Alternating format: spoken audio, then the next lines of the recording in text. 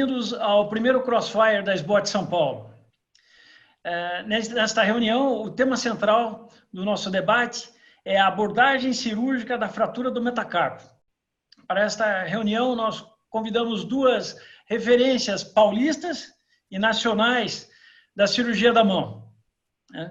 É com grande satisfação que eu apresento o professor Dr. Newton Maser, professor titular da faculdade do Departamento de Ortopedia, Traumatologia e Anestesiologia da Faculdade de Medicina de Ribeirão Preto, chefe do Serviço de Cirurgia da Mão do Hospital das Clínicas da Faculdade de Medicina de Ribeirão Preto, USP.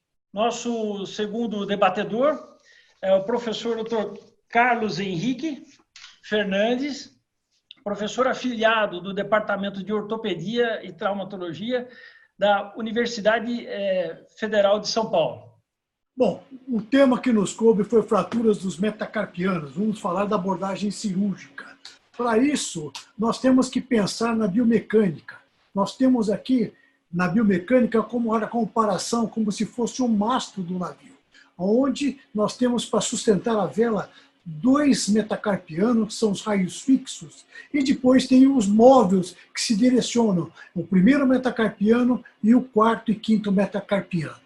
Isso daí, nós podemos ver que a mão, quando é sustentada, unida por ligamentos e pela musculatura intrínseca da mão, nós temos a formação de arcos proximais e distais e os arcos longitudinais. Quando fazemos, então, a apreensão, nós temos a transmissão de forças que vão passar pelos metacarpos, indo para o carpo e indo para a região do punho. Quando nós temos a fratura do segundo ao quinto, nós temos, na verdade, uma quebra da estabilidade do polígono. Então, vocês observem aqui o primeiro metacarpiano fraturado, encurtado, com isso houve uma quebra. Esta quebra, biomecanicamente, é um problema. E nós vemos que, de uma vez que nós quebramos isso, nós temos instabilidade, podemos ter aqui, como vocês viram, a estabilidade, encurtamentos e, eventualmente, angulações. A eleição do tratamento vai depender sempre da fratura do paciente e do cirurgião. Nos coube aqui falar da fratura cirúrgica do metacarpiano. Para isso, quem vai escolher é o cirurgião, com a preferência da técnica que ele tem. Ele vai evitar a imobilização e vai procurar fazer a reabilitação precoce. O objetivo do tratamento é a reabilitação precoce, para que haja uma rápida e completa recuperação funcional e da anatomia. Se negligenciar, sem tratamento, vai ocorrer deformidade. Um tratamento excessivo, rigidez. Um mau tratamento, uma rigidez com deformidades. Quando operar? É uma decisão que implica em riscos. Nós temos que optar, mas temos que sempre saber que, desde o início, temos que conhecer a posição de imobilização. E a posição clássica que utilizamos é a posição de intrínseco plus, onde o ligamento colateral metacarpiofalangiano fica estelhado, dessa forma protege a rigidez. E aqui podemos utilizar uma férula de alumínio, eventualmente uma órtese num pós-operatório. As indicações cirúrgicas, elas são quando acontecem fraturas de metacarpianos com encurtamentos, angulações, desvios rotacionais, incapacidades funcionais, instabilidade e também nas fraturas abertas. Quando acontecer isso, nós temos a quebra da estabilidade. O polígono foi rompido, nós temos que fazer a reconstituição. Porém, a pergunta fica, quando operar? Quando operar, geralmente nós sabemos que o primeiro pico que nós temos, na primeira semana, há um pico de síntese de colágeno. Então, todos os tecidos envolvidos ao redor, seja de metacarpo ou de falanges, nós temos que acontece a partir do quinto a 7 dias. Assim, o ideal é operar dentro dos primeiros 5 a 7 dias após a lesão. Conceitos importantes. Desvios rotacionais são inaceitáveis. Desvios angulares, do indicador em média, aceita-se de 0 a 1 grau, como Friedland. Anular em mínimo, até 25 graus, como falou Wolff e Elliott. O polegar até 20 graus e encurtamentos nos dedos longos 2 a 3 milímetros. Polegar geralmente inferior a 2 milímetros. De uma vez que vamos operar, temos que eleger o implante. Para isso, em várias épocas, utilizávamos as placas DCP 2.0, que tinham vantagens e desvantagens. Porém, isso é passado, porque elas faziam a síntese, ficavam salientes, e nós tínhamos problemas que, a maioria das vezes, tínhamos que remover o material de síntese. Hoje temos à disposição, dependendo da localização e o tamanho do fragmento, vários materiais propostos por várias indústrias, como temos a síntese aqui, com materiais delicados, aptos manos, materiais delicados, depois, modernamente, recentemente, os sistemas AV bloqueados, como a Johnson Depuy, ela preconizou e lançou esse material que dá versatilidade, tem um instrumental adequado, são placas de baixo perfil que dão força e estabilidade.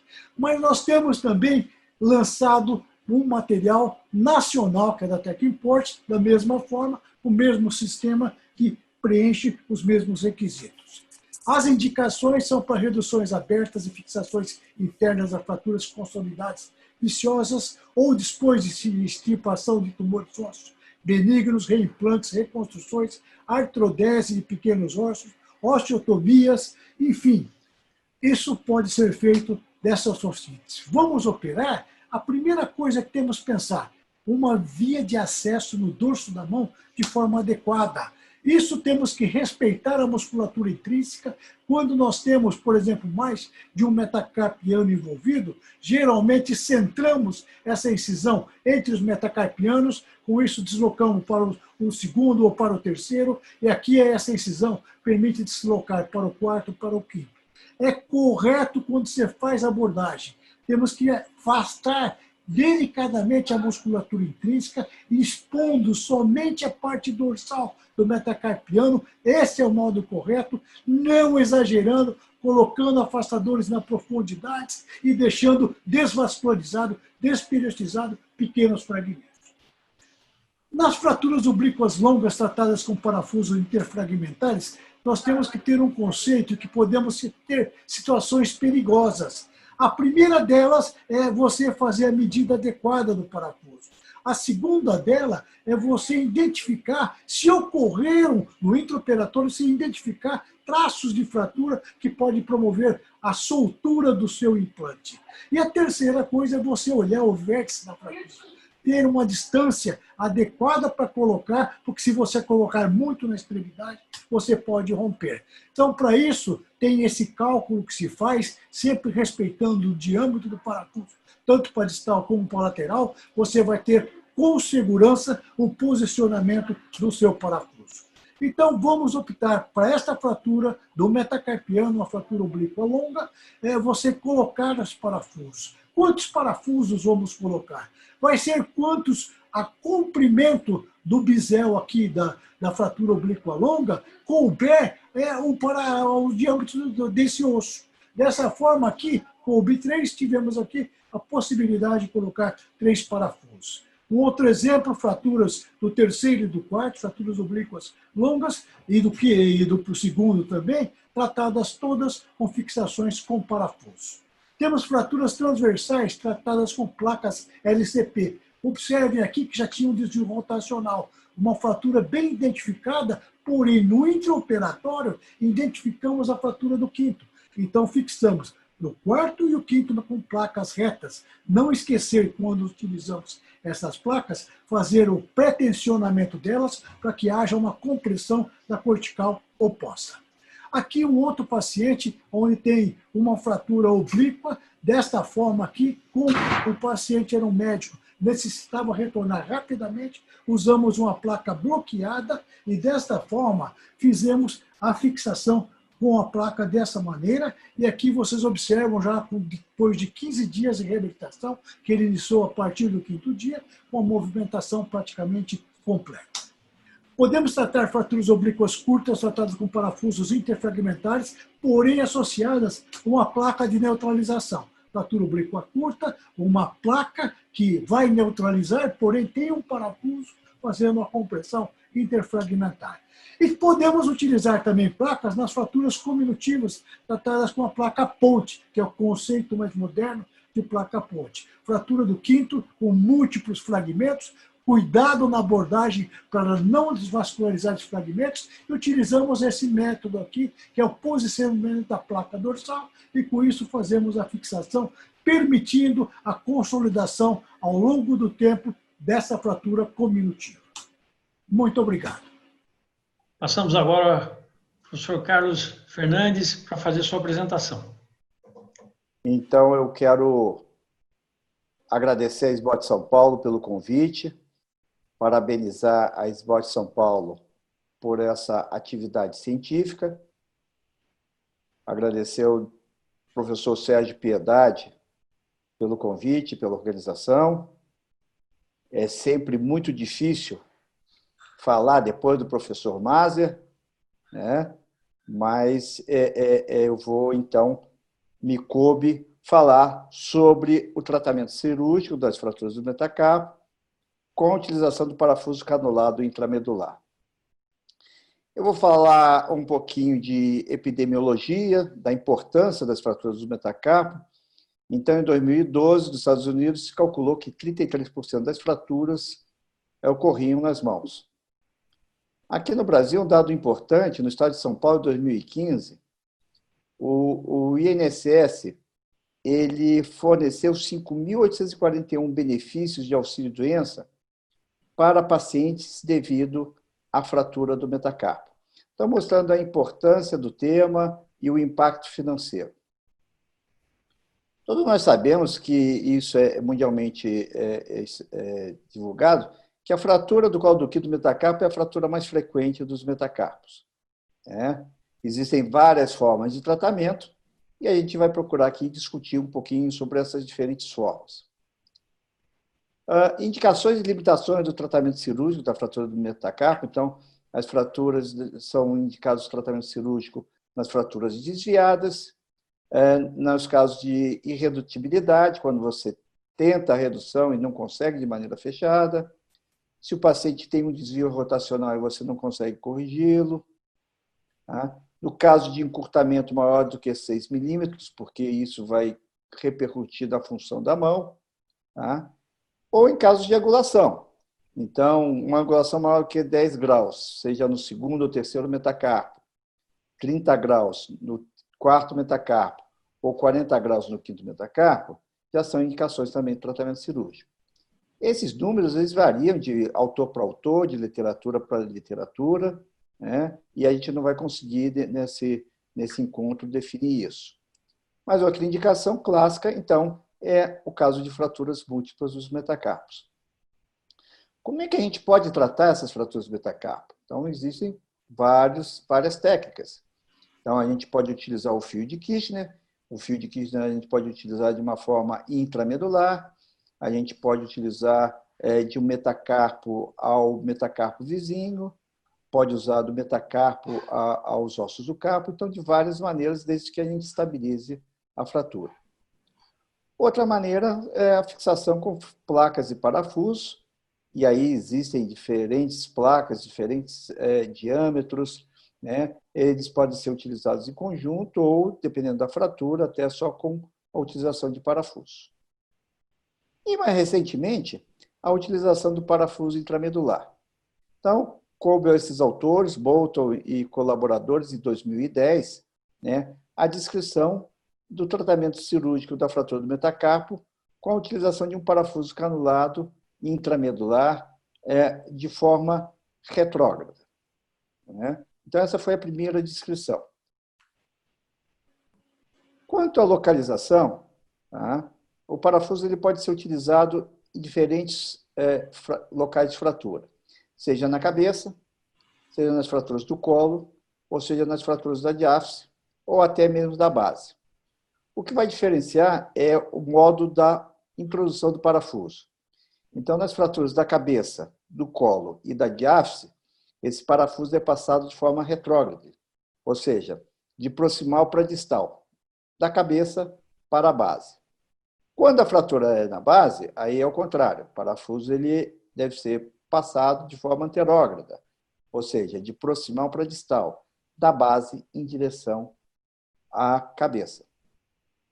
Bom, vamos falar então um pouquinho da técnica cirúrgica. técnica cirúrgica da passagem do parafuso de forma retrógrada.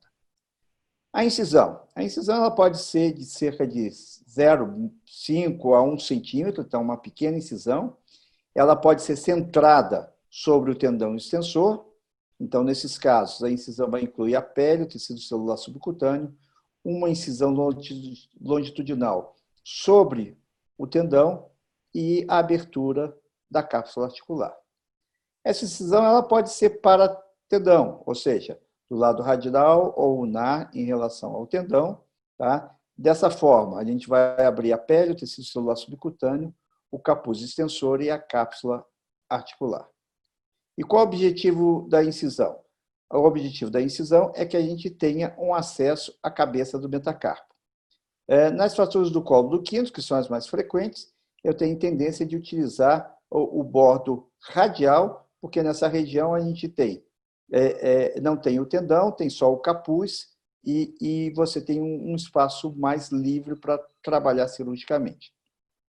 Bom, voltando então ao ponto ideal para a passagem então, do nosso fio guia. Tá? Então, o ideal é passar nesse centro, onde tem esse ponto vermelho, que é localizado em relação à altura do metacarpo, 2/3 mais dorsais e um ponto central. Tá? Eu vou confessar que, às vezes, eu passo um pouquinho mais medial, isso entra um pouquinho mais medial com fio guia, sem grandes problemas. E aí a gente passa o fio guia, como está mostrado aqui o esquema. Tá? Esse fio ele fica numa porção mais dorsal da cartilagem, tá? Uma região que ela tem pouca articulação com a cartilagem da base da falange proximal. Uma coisa que é descrita e que eu também gosto de fazer é o seguinte: passou o fio guia, passa a articulação carpo-metacarpo, trava o fio guia no carpo, tá? Cerca de 0,1, 0,2 milímetros, só para travar o fio, de modo que quando você passar o parafuso, esse fio não rode em conjunto com o parafuso. Tá? Outra coisa que a gente tem que discutir é em relação ao parafuso que a gente vai utilizar. Então, a gente tem que conhecer a anatomia, principalmente a anatomia do canal medular, saber que o quinto metacarpo é o metacarpo que tem o canal mais largo, dos 4 ossos longos. Tá? E o quarto metacarpo, que está ao lado do quinto, na verdade, é o que tem o canal mais estreito. Então, qual é o ideal? Quando você já fizer seu planejamento cirúrgico, você já estudar essa anatomia para você já solicitar o material que você vai utilizar, de modo que você não precise utilizar um parafuso muito robusto, muito grosso. Bom, esses autores, então, eles definiram a variação do tamanho do parafuso, tanto em relação ao seu comprimento, quanto à sua largura, em relação a cada metacarpo. É lógico que o quinto metacarpo é o mais frequente, ele não precisa ser tão longo, mas ele precisa ser já um pouco mais robusto, um pouco mais largo. Então, a gente utiliza, de uma maneira geral, parafusos de 3 e 4,5 milímetros. Bom, na passagem do parafuso, o que é importante? Primeiro é que esse parafuso ele não pode ficar proeminente de jeito nenhum. Tá? Então, a gente recomenda que esse parafuso seja introduzido na medular, tá? E fique pelo menos uns 3 milímetros profundos a cabeça do metacarpo. É lógico que a gente ainda tem um pouco de cartilagem, que não aparece no raio-x, mas, de preferência, fique nessa profundidade, de 0,3 milímetros a 0,5 milímetros dentro da medular. Uma outra coisa importante é o comprimento do parafuso. Né? Então, nós sabemos que esses parafusos canulados, eles não têm comprimentos muito longos. Para as fraturas da cabeça e do colo, a gente não tem muito problema, mas dependendo da localização da diáfise, muitas vezes a gente tem que entrar mais com parafuso dentro da medular para a gente ter uma estabilidade biomecânica. A gente sabe que quanto maior o parafuso, maior estabilidade a gente vai ter nessa fratura. Bom, como é que é o pós-operatório? Para falar do pós-operatório, eu vou mostrar 2 casinhos. Então, aqui uma fratura do colo do 4º e do 5º metacarpo, com desvio, né? Então, foram colocados os 2 parafusos, e aqui a gente tem um resultado já precoce, ainda sem consolidação óssea, tá? Paciente com 3 semanas, já com uma função muito boa, né? Conseguindo fazer uma movimentação ampla das articulações metacarfalânticas e interfalânticas.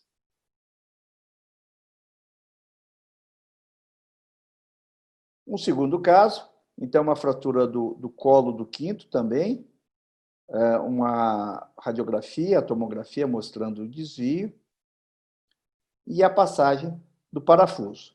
Então, a gente pode ver que o parafuso ele está naquela profundidade de mais ou menos 0,3, 0,5 milímetros, para evitar proeminência na cabeça.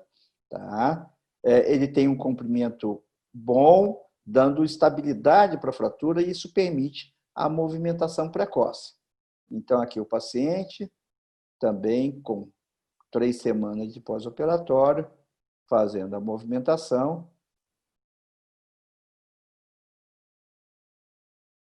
A gente pode observar um pouquinho de aderência do tendão na cicatriz ali, no sulco na pele dorsal, mas o paciente bastante satisfeito, né? Vocês podem ver que esses filmes foram feitos pelos pacientes. Por causa da questão da pandemia, né, os pacientes não querem muito voltar estando bem. Então, a gente pede para eles fazerem o vídeo e nos encaminharem. Bom, complicações descritas. Eu não tive nenhuma até agora, mas o que é descrito é o déficit da extensão. A gente pode observar nesse paciente que, apesar de estar satisfeito, existe uma certa limitação da extensão da interfalângica pela aderência do tendão extensor. É descrito na literatura que até 25 graus isso pode ser esperado, tá? Sem necessidade de fazer nenhum procedimento extra, porque os pacientes se adaptam muito bem. Outra possível complicação é a necessidade de retirar o parafuso. Essa necessidade é muito rara na literatura, tá? A grande maioria dos autores diz que não há necessidade de tirar. Com a minha experiência, que também não é tão grande, a gente pode ver que é uma técnica descrita há pouco tempo, e eu vou ser sincero, eu tive um pouco de resistência a começar a utilizar, tá? Mas pelo menos eu também não tive necessidade de retirar parafuso nenhum até agora. E em relação às placas, a gente sabe que às vezes, dependendo do perfil da placa, do tamanho da placa, às vezes é necessário a gente retirar as placas e os parafusos. Bom, aqui um caso desse artigo de 2016, mostrando que, apesar do parafuso ter entortado aí pela atividade mecânica do paciente, tá? Uma coisa que também é relatada na literatura, nenhum trabalho teve não consolidação dos metacarpos. Então, todos os trabalhos na literatura houve consolidação dos metacarpos.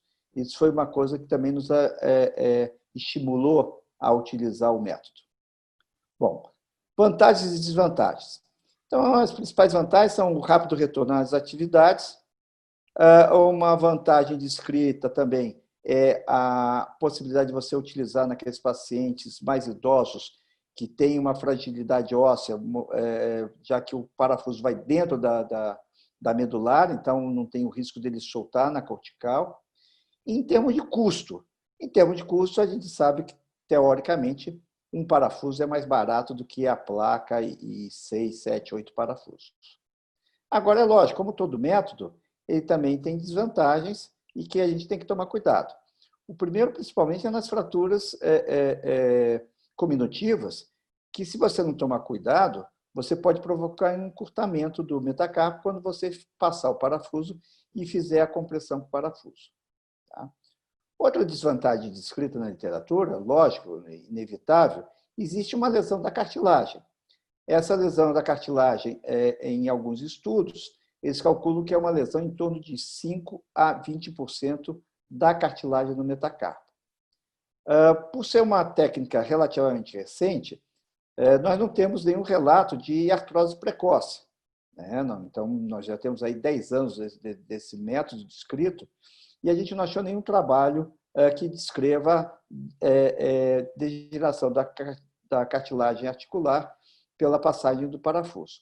Mas é lógico que é uma coisa que sempre nos deixa um pouco preocupados. Bom, eu queria agradecer, então, o time lá da Casa da Mão. Muito obrigado a eles, porque sem eles a gente não consegue fazer nada. A gente trabalha muito em grupo. E eu agradeço mais uma vez. Eu gostei muito das duas apresentações. Eu acho que a qualidade fala por si só, né? Eu me lembro, bom, eu fiz a residência em 90, no início de 91 que eu fiz a residência. E eu me lembro que naquele momento, a fratura de mão, como o Carlos descreveu, quer dizer, a incidência de lesões de fratura na mão é altíssima. E, lógico, nos atendimentos de pronto-socorro, isso faz parte da realidade do residente. E, naquela época, muito do que se tinha de tratamento das fraturas da mão era baseado em fios de Kirchner. Eu vi aquela imagem utilizando um metacarpo para manter o comprimento, a altura, tal. O que eu gostaria de saber dos dois professores o quanto essa tecnologia impactou, se é possível a gente mensurar isso nos resultados dos nossos pacientes. Porque o fio de Kirchner é uma alternativa, mas é evidente que retornar mais precocemente uma série eu entendo que deve existir uma série de vantagens, como já foi exposto. Gostaria de um breve comentário sobre isso. Carlinhos, parabéns. Eu gostei muito da sua apresentação, Carlinhos. Muito mesmo. Porque é um método que eu não domino e nós estamos fazendo um trabalho, os residentes que quiseram fazer um trabalho, estão começando a utilizar. Então, a experiência é muito baixa relacionado à fixação com parafuso. Né? E aquilo que o pessoal preocupava do buraco na cabeça, eu acho que não vai ser um problema isso daí. Porque é tão pequeno em relação a 20% e não é uma articulação de carga. Acho que isso não vai ser o problema. Você me entende? A gente tem outras coisas em cima disso. Agora, quanto ao comentário do Sérgio, o fio de Kirchner não desapareceu. Tanto é que, há muito tempo atrás, Fouché, que fez a descrição da fixação da cabeça, né, retrógrado. E a O, posteriormente, inovou, fazendo a dobradinha do fio para fixar. Foi isso aí que eles fizeram. Mas o Fouché já falava que ele fazia minimamente invasivo. Então, tem coisas que você pode fazer, inclusive percutâneo, com o fio de Kirchner. Não está inválido. Tudo depende da experiência e da opção que você tem no momento. Agora, tem algumas fraturas que você não vai conseguir segurar. Então, essas acho que são aquelas que você tem que fazer o diferencial. Você pegar uma fratura cominutiva, você voltar a fazer, olha, uma cominutiva do quinto, que eu vou fixar o quinto no quarto, transfixando intrínseco e outras coisas. Eu acho que tem coisa melhor para fazer. Você me entende? Então, eu acho que a gente tem que ter considerações. Fraturas cominutivas não caberiam fio de Kirchner pelo risco de encurtamento, desvios rotacionais, dificuldade de fixação. Então, tem várias desvantagens. Agora, que ela é minimamente invasiva, ela está valendo ainda, dependendo da fratura, você pode fazer. O grande inconveniente é que ela não permite uma reabilitação precoce. Por quê? A fixação, a biomecânica do metacarpo, na hora que você vai fazer a flexão, o tensionamento é dorsal. A tendência é encurvamento. Como você viu, o parafuso encurvou. Se eu fizer só fio, eu tenho que segurar isso daí. Segurando, eu tenho aderência de intrínseco, eu tenho rigidez em metacarpo, ou eventualmente até da intrafalangiana, que são complicações. Então, tem o seu lugar, mas tem que ser usado com critério. É a minha opinião. E Sérgio, eu vou complementar o Maser, porque, na verdade, eu concordo plenamente com ele. Na verdade, eu acho que as indicações, elas se superpõem. Uma não substitui a outra. Então, eu me lembro que quando eu trabalhava no interior, eu só tinha fio de Kirchner, E assim, eu cheguei a fazer fio intramedular síntese perdida, que é descrito. Sim, sim. Qual é o risco? É migração, que eu esqueci de falar na minha aula, viu? Mas uma das complicações do parafuso é a migração proximal, tá? Para dentro da articulação, distal, né? Para dentro da articulação. Então, isso é o risco. E vocês viram, a maioria dos meus casos são aquelas fraturas boas, viu, Mazer? Aquelas fraturas... Porque eu ainda acho que se você tiver uma complicação, né, uma cominuição, eu acho que a placa ainda tem o seu papel, né? Uma fratura oblíqua traço longo, né? Mesmo da base, eu não tenho coragem de fazer, ainda não tive coragem e oportunidade também de fazer de base, porque eu tenho que cruzar e passar do carpo. Então, é assim, o tempo vai dizer, né, qual é melhor e tal. Então, essas fraturinhas que eu mostrei realmente têm agradado bastante o parafuso intramedular. Mas não que as placas, os parafusos e o fio de Kirchner estejam abandonados, não. Eles fazem parte do arsenal de tratamento do ortopedista. Carlinhos, me permite um comentário. Eu vi seus parafusos, são roscas completas. Então, por exemplo, você vai usar o HCS, me preocupa, porque eu tenho uma parte que não tem rosca. E será que ao longo do tempo vai absorver entre o vale e a aresta ali, vai me permitir movimentações, alguma coisa? Então, essa é a minha preocupação. Agora, a sua não. O seu rosca completa, ele bloqueia de cima e embaixo, como a gente pôde observar. Entende? Essa discussão é muito interessante, porque a gente vê que a abordagem cirúrgica, todos os métodos são factíveis, podem ser utilizados. A gente tem que considerar o padrão de fratura, o tipo de fratura, qualidade do osso, é evidente, mas é interessante esse comentário que o Mazer fez em relação a quando você vai reabilitar. Existe toda uma biomecânica que tem que ser respeitada, e é aí que o implante falha se a gente não considerar isso. Acho bem bacana. As hastes flexíveis, eu vejo na prática, a gente começa a ver vários pacientes, colegas utilizando cada vez mais essas hastes. Isso, o mini tem. Eu não tenho experiência com ela. Ah, não? Ok. Carlos? Então, Sérgio, eu já usei, tá? Agora, eu acho que tem uma coisa que a gente tem que pensar, é assim, o quanto o mini tem para a fratura do metacarpo, ele tem de vantagem sobre o fio de Kirchner. Tá? Então, assim, para fratura de ossos longos, antebraço, eu já fiz, tem em fratura de húmero, paciente com artrite reumatoide, né, baixa qualidade. Agora, não me convence muito para o metacarpo. Tá? Até também tem a questão do custo dele, que é um custo elevado. Né?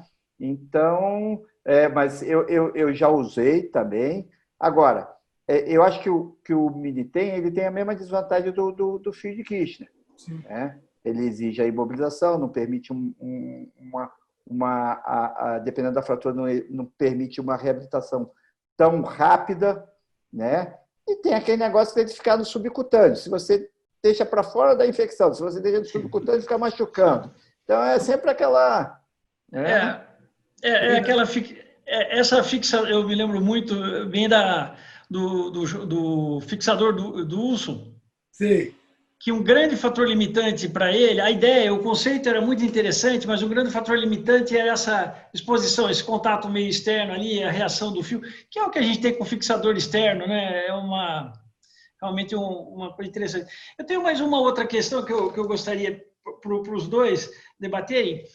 Se a gente considerar um paciente que é um atleta de alto rendimento, com relação às duas opções, as duas abordagens cirúrgicas, porque eu achei muito interessante esses detalhes técnicos em relação à introdução do parafuso. Então, uma questão que eu digo, puxa, tem a diferença no diâmetro. Então, tem toda essa seleção. Numa fratura, que eventualmente eu tenho um traço que ele está montado, que é uma fratura segmentar, se eu não adequar corretamente, eu posso transformar numa fratura maior, daí pode alterar comprimento, tem uma série de fatores. Então, considerando um paciente, um atleta de alto rendimento, e talvez, não simplesmente um atleta, mas que se teria alguma modalidade esportiva em que a gente tenha que ter um cuidado maior na estratégia de abordagem cirúrgica. Quem? Eu vou conversar com o Maser. Tá bom. Carlinhos, só a bola da vez. Bom, Sérgio, é o seguinte, eu acho que a primeira coisa é a gente identificar a personalidade da fratura, a identidade. Que tipo de fratura é para a gente saber? Eu corro por aqui ou por ali? Você entende? Que tem fraturas que você pode tratar cirurgicamente e outras que são de indicação cirúrgica absolutamente, não tem o que discutir. Então, se é um atleta de alto rendimento, eu tenho uma fratura, por exemplo, do terceiro metacarpiano, e essa fratura, ou no segundo, for cominutiva, eu não tenho como ficar pensando numa outra síntese do que fazer uma placa.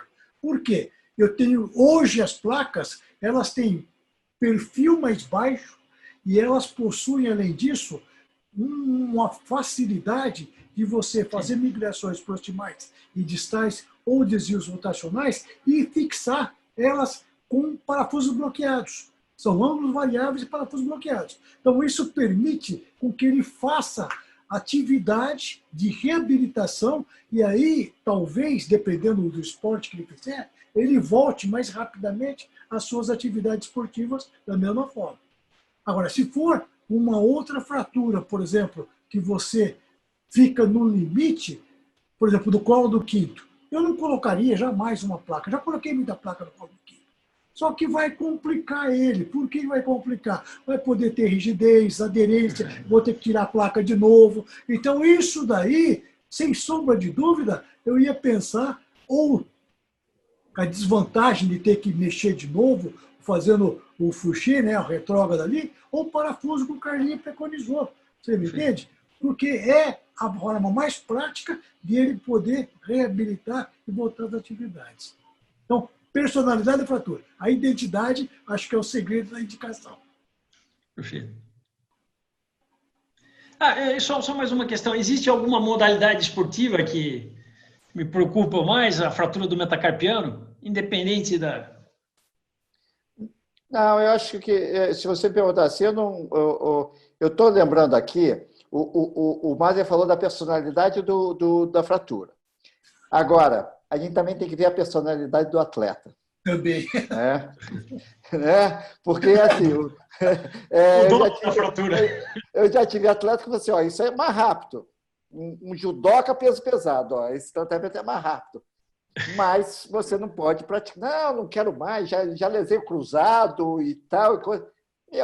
Um ano depois, ele estava lá no consultório falando, eu quero voltar a lutar judô.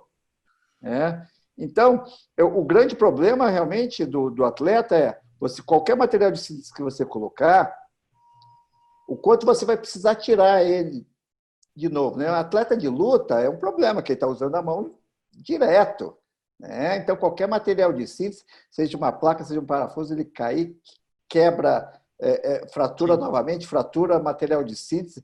Então, é difícil. Eu vou te dizer, uma recente revisão que eu fiz, o que eles dizem é o seguinte, principalmente atleta de luta, esses caras têm pouca dor, eles aceitam bem a deformidade, dependendo, lógico, se a fratura permitir, faz um tratamentozinho conservador, com 3 semanas, o cara já está socando, já está pulando, já está...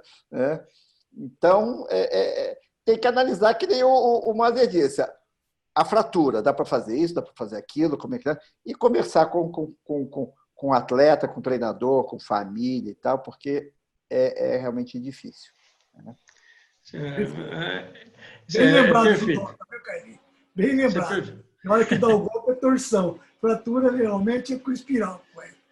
Eu fui judoca, e o judô realmente, né, não só para técnicas de projeção, mas para o estrangulamento, né, as chaves de braço, a gente usa muito, e esse mecanismo de torção, como o Maser falou. Com relação ao parafuso, uma última... Vocês viram que eu me interessei muito pelo tema, né? Realmente, vamos dizer que as fraturas do metacarpo também são um tema apaixonante, né? Vamos dizer assim. Essa preocupação, porque a gente viu naquela imagem que o parafuso sofreu, ele entortou, imaginar um dia de ter que retirar um parafuso realmente, né? Eu não sei a palavra que eu poderia utilizar, mas realmente deve ser um estresse muito grande. Você sabe que essa história de tirar esses parafusos canulados, o grande problema é que ele não come para trás, né? Ele não tem a fresa. Exatamente. Então, isso daí é um problema para tirar isso daí. Mas eu acho que é muito raro ter uma indicação de remoção no parafuso assim. Mas se precisar, eu acho que é uma bela confusão. Esse comentário, mas é interessante porque eu me lembro, na cirurgia do joelho, quando a gente começou a usar o pino transverso, existia no mercado um pino que o parafuso era maior e o outro que ele era bem delgado.